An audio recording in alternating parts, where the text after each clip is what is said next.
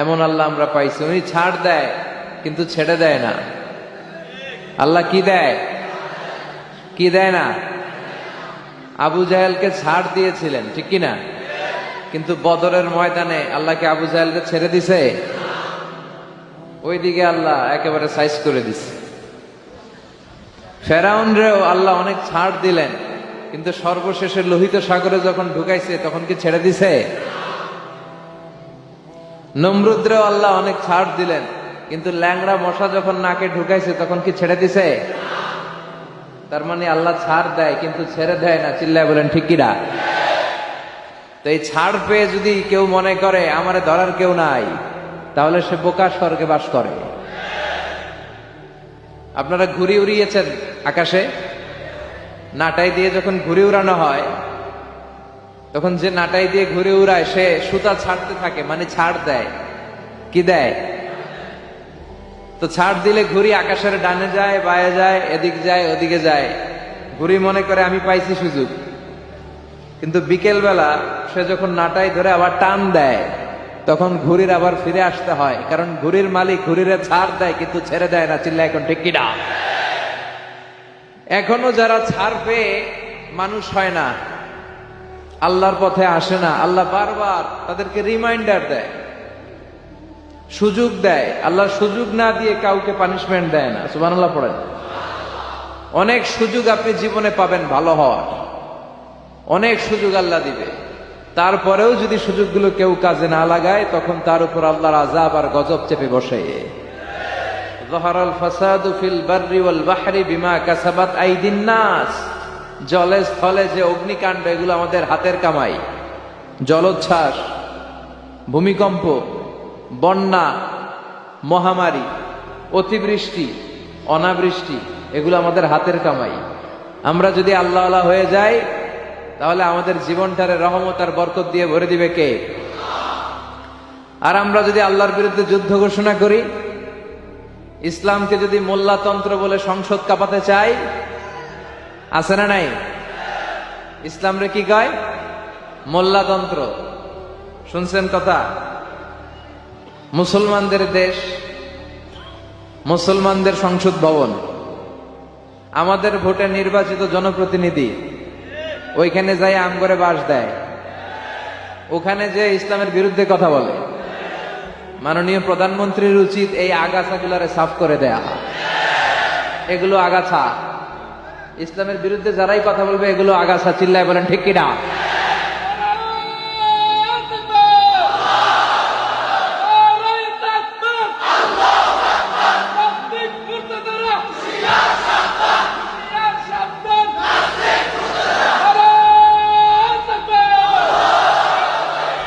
ইসলামের বিপক্ষে যাদের অবস্থান, তাদের বিপক্ষে আমাদের অবস্থান। আর যারা ইসলামের পক্ষে, তাদের জন্য আমাদের প্রাণ ঢালা দোয়া, আছে না নাই? যে দেশে আল্লাহু আকবার ধ্বনির সাথে সূর্য উঠে যায়, যে দেশে আল্লাহু আকবার ধ্বনির সাথে সূর্য ডুবে যায়, যে দেশে আলিয়া মাদ্রাসার অভাব নাই, যে দেশে কওমি মাদ্রাসার অভাব নাই, যে দেশে হক্কানি পীর মাশায়েখদের অভাব নাই, সে দেশে ইসলামকে নিয়ে এরকম কটু কথা সহ্য করা যায় না। চিল্লা এখন ঠিক কিনা? ইসলামকে নিয়ে কটূক্তি। তুমি সংসদ ভবনে গাজার বিরুদ্ধে কথা বলো না কেন? তুমি সংসদ ভবনে ইফটিজিং এর বিরুদ্ধে কথা বলবা। তুমি জাতীয় সংসদ ভবনে, মহান সংসদ ভবনের ভেতরে ধর্ষণের বিরুদ্ধে আইন পাশ করো না কেন? মদের বিরুদ্ধে কথা বলো না কেন? দুর্বলের উপর সবলের অত্যাচার ভেঙে দেওয়ার জন্য আইন বানাও না কেন? এগুলোর বিরুদ্ধে তোমার কথা বলতে মনে চায় না, তুমি ইসলামের পিছনে লাগছো। কত বড় কপাল পোড়া! এগুলো কপাল পোড়া। এক একটা সময়ে এরকম কিছু আবাল নাস্তিক আর উল্লুক্কা পাঠার জন্ম হয়। চিল্লা এখন ঠিক কিনা?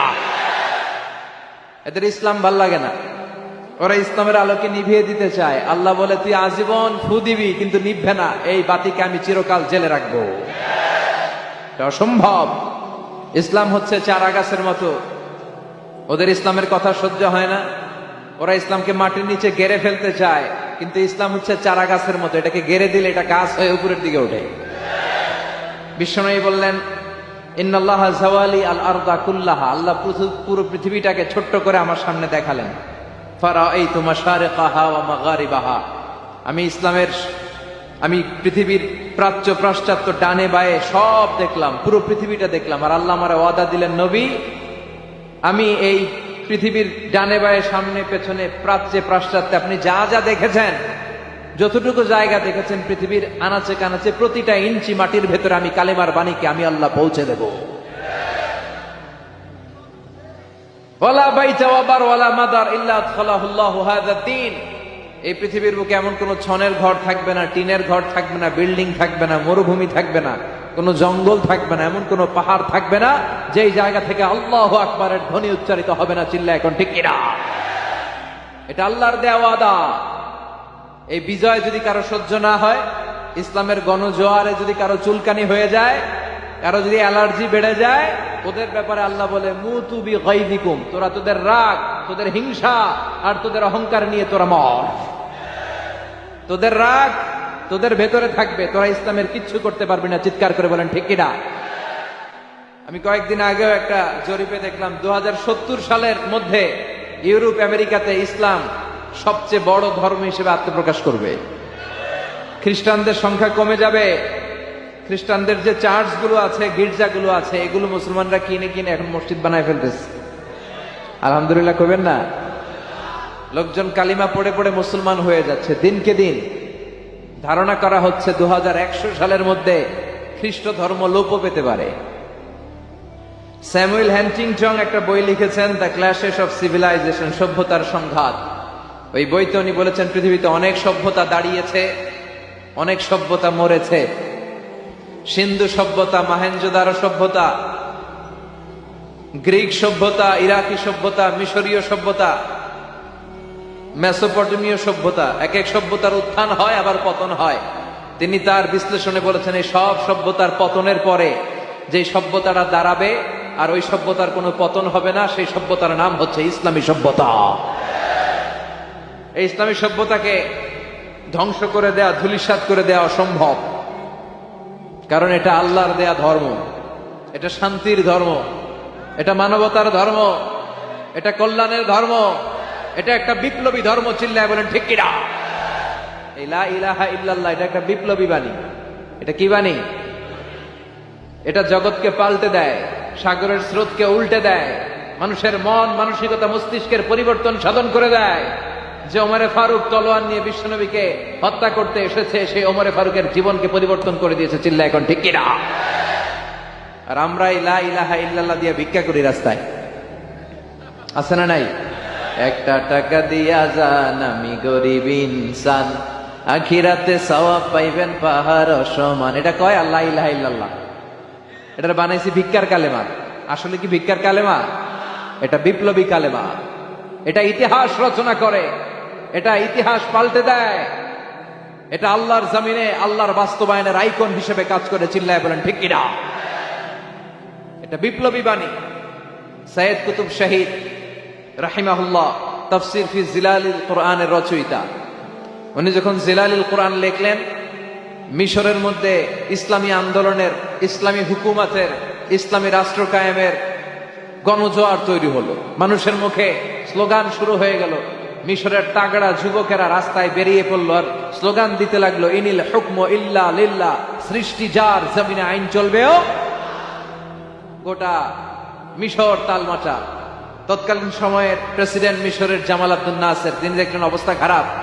আল্লাহর আইন যদি মিশরে বাস্তবায়ন হয় তাহলে আমার গদি তো টিকানো যাবে না। এক কাজ করি, এই মুফাসিরে কোরআনের জেলের ভিতরে ভরি। কই ভরি? এই সৈয়দ কুতুব শহীদকে তিনি জেলে বললেন, কিন্তু জেলে বলার পরে মিশরের রাজধানী কায়রোতে গণ আন্দোলন শুরু হলো। একই স্লোগান, সৃষ্টি যার, আইন চলবে। এবার উনি উপায়ন্তর না পেয়ে ওনাকে ফাঁসির আসামি করলেন, যে মিশরের যুবকদেরকে সে বিপদগামী করেছে, উত্তেজিত করেছে। ফলে তাকে ডেথ পেনাল্টি, সর্বোচ্চ শাস্তি দেয়া হলো, মৃত্যুদণ্ড। যেদিন ওনার ফাঁসি কার্যকর করা হবে, ওই দিন ওনার ফাঁসি দেওয়ার 1 ঘন্টা আগে কারা কর্তৃপক্ষের জেল কোডের নিয়ম অনুযায়ী জেলখানার যে ইমাম সাহেব, উনি এসে যাকে ফাঁসি দেয়া হবে তাকে কালিমা পড়ায়। তারা কি পড়ায়? কালেমার তালকিন দেয়। কারণ বিশ্বনবী এটা শিখিয়েছেন, লাকিনু মাউতাকুম লা ইলাহা ইল্লাল্লাহ, তোমরা তোমাদের মুমূর্ষ রোগীদেরকে লা ইলাহার তালকিন দাও, মানে মরে যাবে নিশ্চিত তুমি জানো, তারে পড়ায় দাও লা ইলাহা। তো ইমাম সাহেব সৈয়দ কুতুব শাহীদের কাছে এসেছেন কালিমা শিখাইতে। কি শিখাইতে? তো এসে বললেন, সৈয়দ কুতুব এখনই আপনার ফাঁসি হবে, আপনি পড়েন লা ইলাহা ইল্লাল্লাহ, কালিমা পড়েন। সৈয়দ কুতুব শাহীদ বলে, তোমার কাছ থেকে আমার কালিমা শিখার দরকার নাই, কারণ এই কালিমার অর্থ, এই কালিমার ব্যাখ্যা, এই কালিমার তাৎপর্য, এই কালিমার ইম্পর্টেন্স, এই কালিমার সিগনিফিকেন্স অক্ষরে অক্ষরে সব আমার জানা। আমি যে এই ফাঁসির মঞ্চে এখন দাঁড়াবো একটাই অপরাধ, কারণ এই কালিমার ব্যাখ্যাটা আমি মানুষের অন্তরে গেঁথে দিয়েছি। একই কালেমা, এটার ব্যাখ্যা করার কারণে সরকার তোরে বেতন দেয় আর আমারে ফাঁসি দেয়।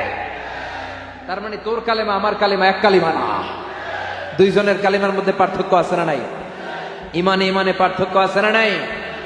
যে ইমানে প্রয়োজনে জ্বলে ওঠে না, যে ইমান সত্য ন্যায়ের কথা বলে না, যে ইমান প্রয়োজনে জ্বলে ওঠে না, যে ইমান সত্য ন্যায়ের কথা বলে না, যে ইমান বাস্তবে নাই, যে ইমান অন্তরে নাই, মুখে শুধু ফাঁকা বলি, কি করে তারে বলো ইমান বলি, কি করে তারে বলো ইমান বলি, কি করে তারে বলো ইমান বলি। ঠিক কিনা? যে ইমান দিন কায়েমের আন্দোলনের ধার ধারে না, যে ইমান লেবাসধারী কোরআন হাদিস তাও পড়ে না, যে ইমান খাজার নামে মাজার গড়ে ফুলুস কামায়, যে ইমান শিরকিয়াতের আমল করে ভীত না হয়, যে ইমান ইমানে ভুলে নাস্তিকতার মঞ্চে ওঠে, যে ইমান বাতিল মতের দোসর করে ফায়দা লুটে, যে ইমান শুধুই কেবল খায় দায় আনন্দ করে, যে ইমান দেখে না যে ফিলিস্তিনে ভাইরা মরে, যে ইমান ময়দানে নাই, যে ইমান বাস্তবে নাই, মুখে শুধু কথার কলি, কি করে তারে বলো ইমান বলি, কি করে তারে বলো ইমান বলি, কি করে তারে বলো ইমান বলি। চিল্লায় কোন ঠিক কিনা? ইমানে ইমানে পার্থক্য আছে, কিন্তু কালেমায় কালেমায় পার্থক্য আছে। সাইদ কুতুব শহীদ বললেন, যেই কালেমা তালিম দেওয়ার কারণে সরকার তোমারে বেতন দেয়, ওই কালেমার ব্যাখ্যা করার কারণে ওই সরকারই আমারে ফাঁসি। তার মানে তোর কালিমা আমার কালিমা এক কালিমা না, তোর কাছ থেকে কালিমা শিখার কোনো দরকার আমার নাই। চিৎকার করে বলেন ঠিক কিনা? এজন্য আমরা যেন ইমানের দাবি যারা করি, আমরা যেন পাক্কা ইমানদার হই। আল্লাহ ইমানের প্রশ্নে আমরা যেন সত্যবাদী হই। এই ইমান রক্ষায় আমরা যেন সব বিলিয়ে দিতে পারি। আল্লাহ তুমি তৌফিক দাও। আল্লাহ বলেছেন, কাদ আফলাহাল মুমিনুন আল্লাযীনা হুম ফি সালাতিহিম খাশিউন। Successful indeed are the believers who offer their 5 times salah with full of solemnity and submission. আল্লাহ বলেন, সফল হয়েছে তারা ঈমান এনেছে যারা। চিল্লায় বলেন, সফল হয়েছে কারা? ঈমান এনেছে যারা। এজন্য ঈমানের অনেক দাম। আল্লাহ বললেন, ওয়ালা তাহিনু ওয়ালা তাহজানু ওয়া আনতুমুল আ'লাউনা ইন কুনতুম মুমিনিন। ভয় পেও না, চিন্তা করো না, হতাশ হয়ো না, হাল ছেড়ে দিও না। বিজয় তোমাদের হবেই যদি তোমরা মুমিন হও। মুমিনরা ভালো করেই জানে যে ঈমানের পথে থাকলে হুমকি ধমকি, জেল জরিমানা এগুলো আসতে পারে। এগুলো নবীদের জীবনে এসেছে, সাহাবাদের জীবনীতে এসেছে। যারাই হকের ব্যাপারে আপোষহীন তাদের জীবনে এটা আসবে। চিল্লায় বলেন ঠিক কিনা? মুমিনরা বিচলিত হয় না, মুমিনরা ভরসা রাখে একজনের উপর, তিনি কে? মুমিনরা জানে রাত যত গভীর হয় সুবহে সাদিকের সময় কাছে আসতে থাকে। মুমিনরা জানে গর্ভবতী নারীর পেটের ব্যথা যন্ত্রণা যত বাড়তে থাকে, নতুন মেহমান দুনিয়াতে আসার সময় ঘনাতে থাকে। মুমিনরা জানে ইসলামের পক্ষে শক্তির উপর অত্যাচার, আযাব, নির্যাতন যত বাড়তে থাকে, কালেমার পতাকার বিজয়ের সময়টা ঘনাতে থাকে। এজন্য মুমিন কাউরে ভয় পায় না, একজনের ছাড়া, তিনি কে? আমাদের স্বপ্ন, আমাদের বিশ্বাস, আমরা চাই যে এই কালেমার বাণী এই লা ইলাহার পতাকা বাংলার জমিনে একদিন উড়বেই উড়বে, চিল্লা এখন ঠিক কিনা?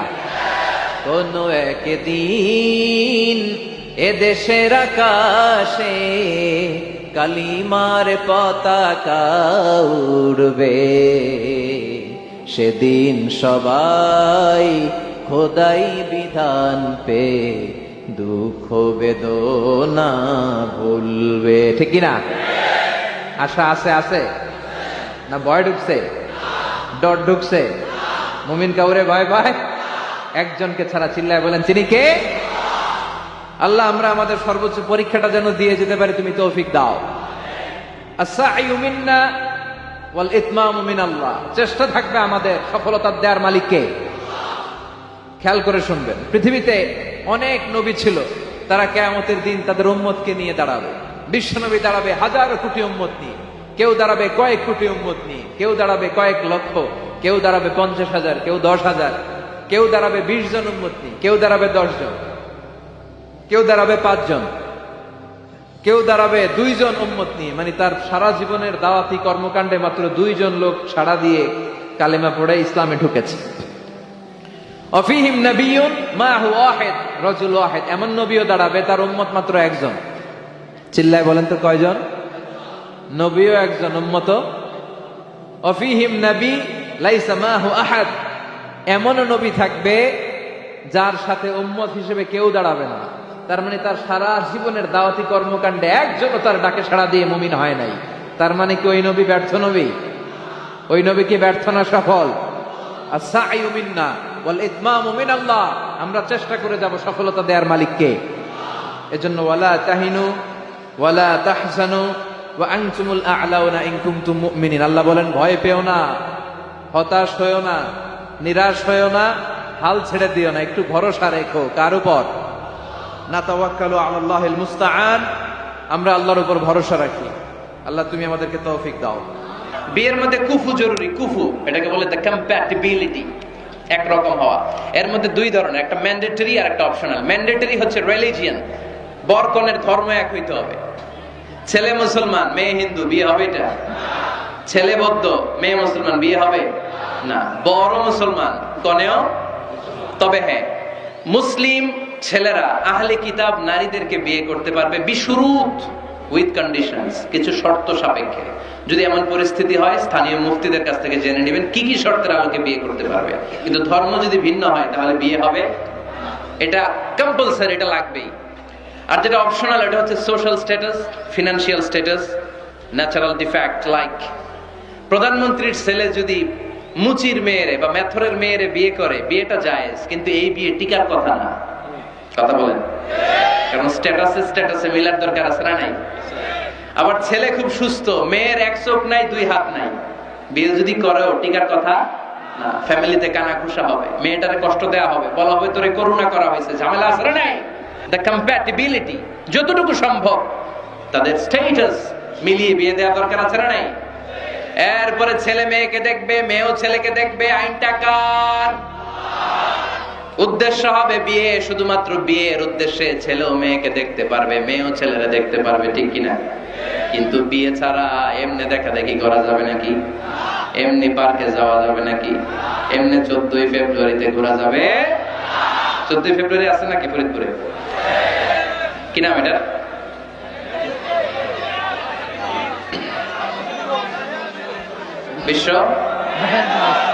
বিশ্ব ঠেলাঠেলি দিবস, বিশ্ব বেহায়া দিবস। এই ভ্যালেন্টাইন্স ডে আজকে আমরা নো বলে দিলাম। কি বলে দিলাম? ফরিদপুরে যেন এগুলো না ঢুকতে পারে। এদের যাদের ভালোবাসা নাই এদের লাগে, আমাদের ভালোবাসার কমতি আছে। সকালে ভালোবাসা, দুপুরে ভালোবাসা, রাতে ভালোবাসা, এগুলো পাশ্চাত্যের কালচার, ওয়েস্টার্ন কালচার। আমাদের এগুলো লাগে না, এগুলো ওদের লাগে।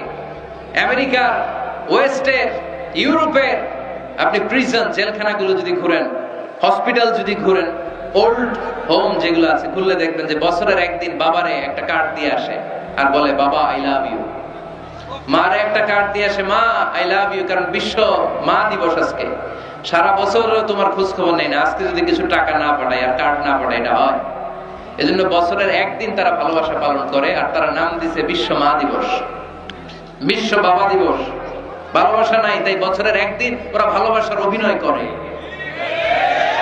আমাদের সপ্তাহের 7 দিনই ভালোবাসা, মাসের 30 দিনই ভালোবাসা, বছরের 365 দিন আমাদের মধ্যে ভালোবাসা। চিল্লায় বলেন ঠিক কিনা? এজন্য আমাদের ভালোবাসার দিবস টিবস লাগে। যুবক ছেলেরা, তুমি যাকে বিয়ে করবে তাকে দেখে নেবে। আমার বোনেরা যাদের কানে মাইকের আওয়াজ যায়, আপনি যে ছেলেকে বিয়ে করবেন তাকে দেখে নেবেন। তবে দেখতে গেলে ছেলে, তুমি শুধু মেয়েকে দেখতে পারবে, তোমার বাবা দেখতে পারবে না, তোমার ভাই দেখতে পারবে না, তোমার দুলাভাই দেখতে পারবে। কারণ বিয়ে হওয়ার আগে সবাই ক্যান্ডিডেট। তুমি দেখতে গেছো, তোমার বাপের পছন্দ, মাইয়া তোমার বাপের পছন্দ, বিয়ে হয়ে যাবে, ঠিক কিনা? বিয়ে হওয়ার পরে উনি হবে শ্বশুর, তখন ওনার সাথে দেখা দেওয়া যায়। মাসালা বুঝতে পেরেছেন?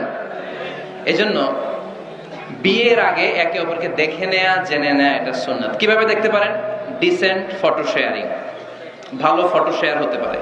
ছেলে মেয়ের ছবি দেখলো, মেয়ে ছেলের ছবি দেখে সিদ্ধান্ত নিবে যে তাদের সাথে সরাসরি সাক্ষাৎ হবে কিনা।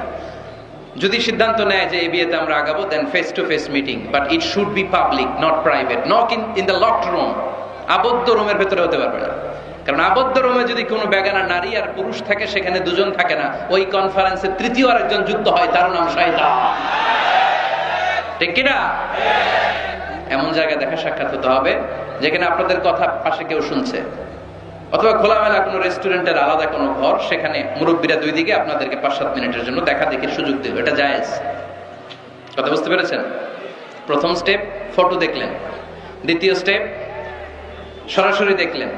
এখন অনেকে খুব লজ্জা পায় বিয়ের আগে কথাবার্তা বলতে। 5-7 মিনিটের মিটিং এ কি জিজ্ঞেস করুন সব গুলা ফেলেছে, লজ্জা লাল হয়ে গেছে। আছে না নাই?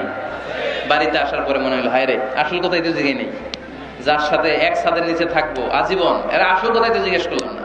তো তখন কোনো কথা যদি বাকি থেকে থাকে, ফোন কনভারসেশন জায়েজ for the sake of marriage. খেয়াল রাখতে হবে এগুলো শুধু বিয়ের উদ্দেশ্যে। কিসের উদ্দেশ্যে? ফাইদা আযামতা ফাতাওয়াক্কাল আলাল্লাহ। ফোন কনভারসেশনে যখন মেয়ের সব কথা জানা শেষ, বিয়ের সিদ্ধান্ত কবুল।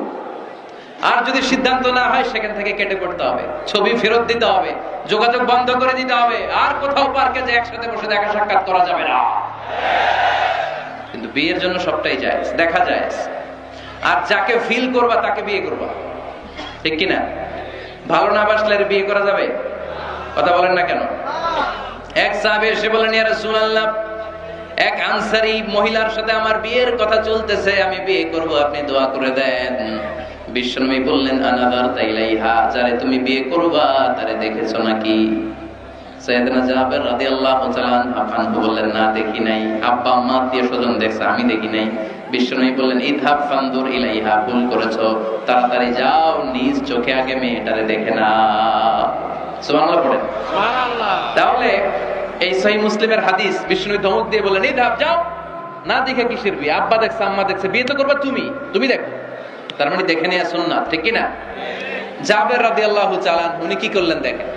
উনি বললেন, আমি এক মেয়েকে বিয়ের প্রস্তাব দিলাম, কিন্তু আমি এতই লাজুক ছিলাম, তার সাথে কথা বলতে পারতেছিলাম না। পরে আমি লুকায় লুকায় তারা দেখতাম।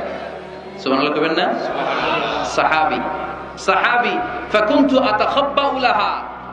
সুনানে আবু দাউদের হাদিস। বিষ্ণু সাল্লাল্লাহু আলাইহি ওয়াসাল্লাম বলেছেন, যে যাকে বিয়ে করবে সেজন্য তার এমন কিছু দেখে নেয় যেটা দেখার ফলে তার প্রতি তার ভালোবাসা সৃষ্টি হয়। এটা সুন্নাত। হয়তো আপনি মেয়েটার কথা বলার স্টাইল দেখলেন, কিভাবে হাঁটে, তার চাহনি, তার হাসি, এগুলো দেখে তার প্রতি আপনার একটা ভালোবাসা হৃদয়ে জন্মায় দিবে কে? ভালোবাসা না জন্মালে বিয়ে করতে পারবেন? কথা বলেন না কেন? আব্বা আম্মা একটা ধরে নিয়ে আসছে, তারপরে কবুল বলা যাবে?